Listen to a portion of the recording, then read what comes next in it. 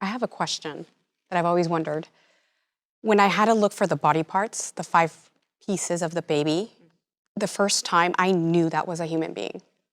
Like, the scales fell off my eyes, and I was literally in shock.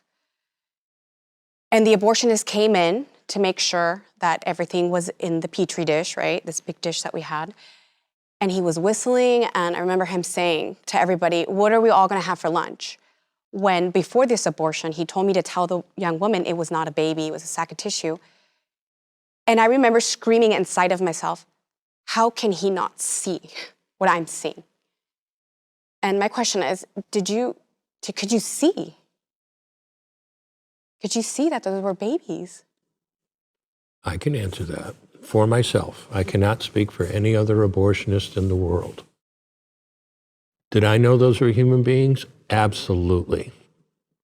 I didn't care. I did not care. For me, and I don't know the mechanism, I don't know the mental mechanism taking place, but for me, I guess I knew they were human, but it was very schizophrenic. But my interest was extremely scientific. I didn't see the difference between them and a chick embryo, or a frog that we dissected. I thought they were beautiful. Again, I don't know how this is possible, but I had the same reaction as Abby Johnson, that when I looked, I thought, oh, look at the little toes and look at the little fingers. They're so amazing. But somehow I didn't see them as little people, that were worth caring about. If the mom wanted her baby and she was miscarrying, I was distraught with her. But if she didn't want her baby, then I was willing to dispose of that child, of that baby. And it wasn't till I read an article comparing abortion to the Holocaust that I suddenly realized that I could do these terrible things because I didn't consider them human beings. I didn't see them as human. And I guess more like animals. Although I can't imagine myself being willing to pull off the arms and legs of a little kitten, I probably would have had more sympathy for them.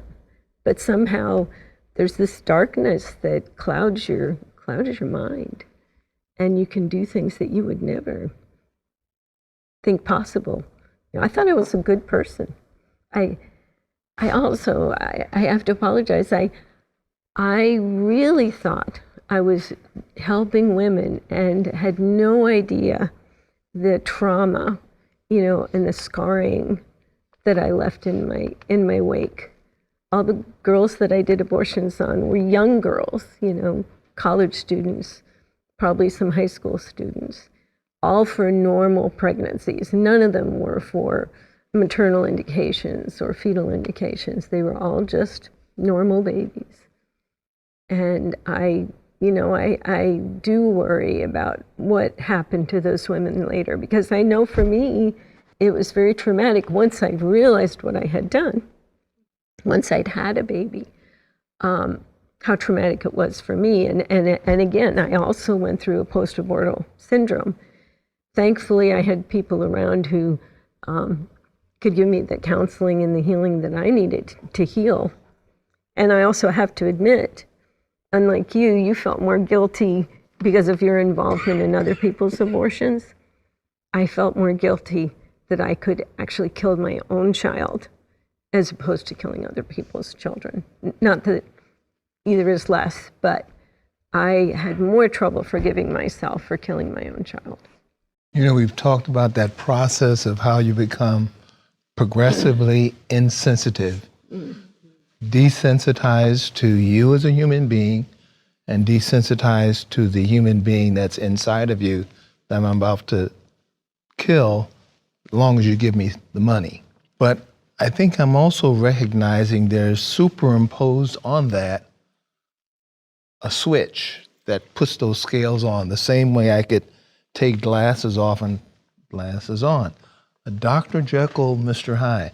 You see, I can be down the hall and deliver a live baby, be involved with labor and delivery, and it's good old Dr. Robinson, happy and encouraging her to push. Yeah, because the baby's almost here, and here's the baby, cut the umbilical cord, and everybody's happy. And walk a few feet down the hall, Dr. Jekyll switches to Mr. Hyde, and I kill the baby. Same person, same doctor, but I don't believe they're really the same person spiritually. The enemy has the capability of manifesting himself in you appropriately. And again, I take responsibility for that, but you're actually able to flip a switch almost instantaneously from healer to killer. Well, I think both doctors and moms do that. It's so easy to talk about somebody else's life, but if I talk to a group, I remind them of something. Today, you're an adult. Once you were a child, you didn't look anything like you look today. Once you were this big, but it was always you. And try to personalize it, because you're right. We can turn it on and turn it off.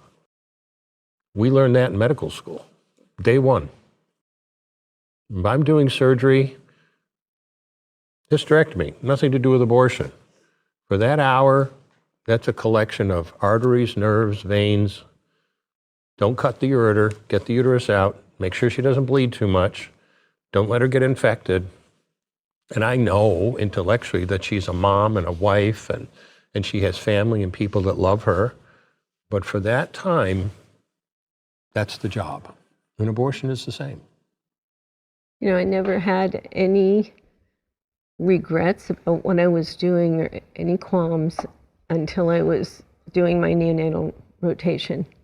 And I realized that I was killing babies the same age as ones I was trying to save. But the training is so effective, and you learn to compartmentalize so well that I just was able to shove those thoughts to the back of my mind, and I didn't think about it again.